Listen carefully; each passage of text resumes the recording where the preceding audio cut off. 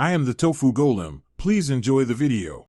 In this video, I will show how to replace a Mazda 6 headlight bulb. First, gather your tools, including a new H7 bulb, a 10mm socket wrench, and a flathead screwdriver. Make sure your Mazda 6 is turned off and the engine has cooled down completely.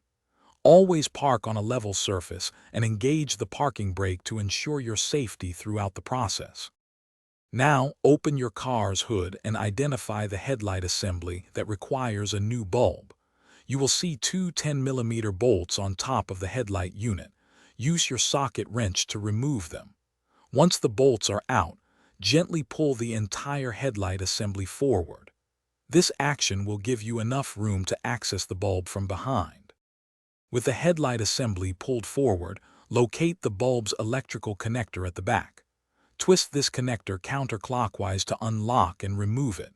Now, carefully pull out the old bulb.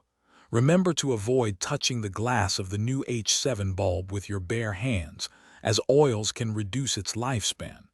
Insert the new bulb, making sure it clicks securely into place. After the new bulb is in, reattach the electrical connector by twisting it clockwise until it locks. Carefully push the entire headlight assembly back into its original position. Reinstall the two 10mm bolts you removed earlier, tightening them securely. Finally, test your new headlight to ensure it's working correctly. Don't forget to check the description for a link to the Echo Dot smart speaker and other great deals. Thanks for watching. Consider subscribing if we helped you today.